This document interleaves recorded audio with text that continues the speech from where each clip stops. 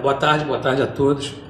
Uma semana muito proveitosa de trabalho, né? A gente teve aí uma semana, podemos recuperar bem os jogadores, não temos nenhuma baixa clínica, nenhuma baixa de cartão, então a gente tem todo o elenco à disposição para aquilo que a gente possa tirar de melhor, para ter uma equipe competitiva para esse importantíssimo jogo diante do Fortaleza.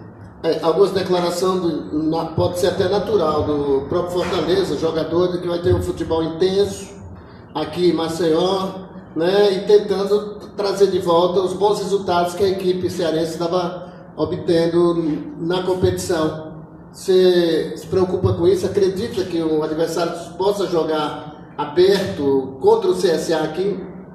Com certeza, pela característica do Rogério, da equipe dele.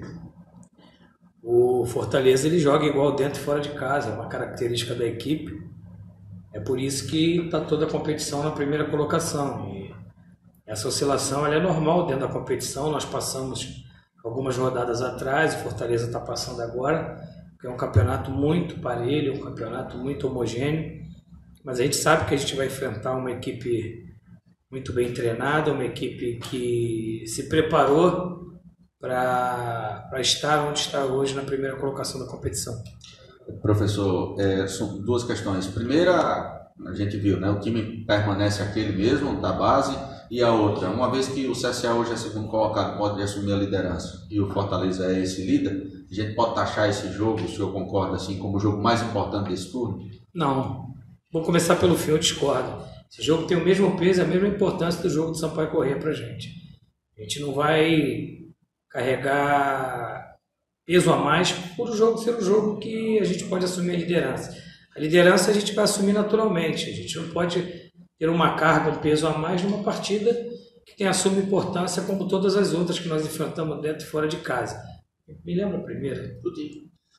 A gente repete a escalação, a gente não tem por que trocar. No meu entendimento, a equipe se ouve muito bem diante de Sampaio Corrêa, como eu havia frisado. Para mim, técnica e taticamente foi a melhor partida do campeonato. Como a gente tem todos os jogadores à disposição, a gente repete a equipe e estamos aguardando só o alemão no bid, que ele entrando no bid a gente vai ter mais uma bela opção para o jogo, que é de suma importância. Esse jogo agora, como o Henrique tinha falado, o senhor já respondeu, ele, para a torcida pelo menos, tem esse peso a mais. E se porventura o CSA conseguir assumir, se garante ali no G4 por aproximadamente 3 rodadas sem depender de nenhum outro resultado. Isso acaba gerando também uma expectativa interna dos jogadores para tentar se manter nesse topo.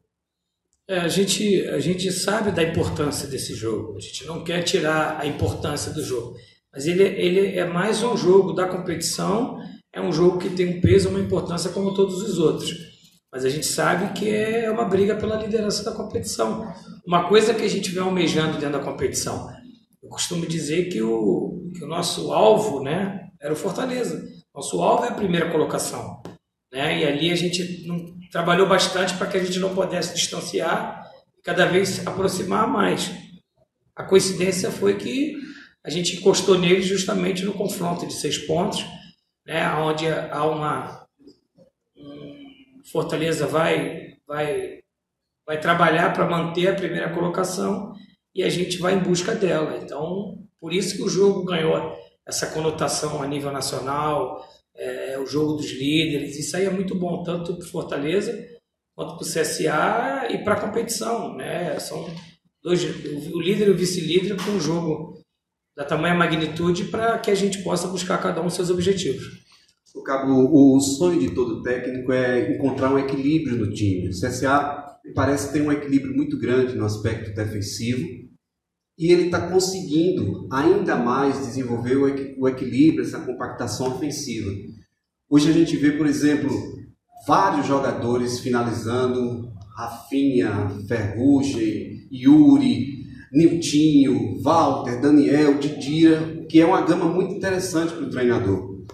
A tua mudança de posicionamento do Daniel, de ser um meia que agora contigo pisa um pouco mais na área, chega para finalizar, tem um papel importante, fundamental nessa compactação maior ofensiva do CSA? A sua pergunta é bem oportuna, porque quando a gente teve aquele jejum de gols, era isso que faltava para a nossa equipe, né? Algumas rodadas atrás a gente estava com pouco preenchimento da área, a gente estava chegando com pouco jogador, com pouco peso de área, e assim basta a mim analisar, estudar e ver aquilo que a gente pode corrigir. Começamos bem a competição com um número elevado de gols, depois tivemos um déficit, e agora a gente voltou do Jogo do Brasil para cá, ter esse preenchimento, né? Fizemos bastantes oportunidades de gols, e a questão do Daniel, eu tenho conversado bastante, eu tenho cobrado bastante do Daniel, que o camisa 10 tem que pisar na área, o camisa 10 tem que fazer gol, o camisa 10 tem que trabalhar também como um segundo atacante, porque é aquela diferença que eu te falo entre o Daniel e o Walter. Um é meio armador e o outro é meio atacante. Eu quero tornar o Daniel um meia atacante, um 10 que faça bastante gols. E graças a Deus, nos últimos jogos ele tem feito os gols, tem nos ajudado bastante, e a gente tem corrigido isso ao longo do trabalho. Um preenchimento maior de área, uma compactação ofensiva e um jogo reativo quando a gente perde a bola no terço final. A gente perde essa bola no terço final, já tenta reagir para roubar essa bola no terço final. Por isso esse preenchimento de área que a gente tem trabalhado bastante no dia a dia. Cabo, gostaria que você falasse sobre o time adversário. O Fortaleza teve uma mudança no setor de ataque, isso influiu muito nos últimos jogos. Perdeu aquela força ofensiva. Isso também diminui ou aumenta a preocupação de quem entra no time. Como é que você estudou o Fortaleza para esse jogo? Com certeza, foram perdas consideráveis, né?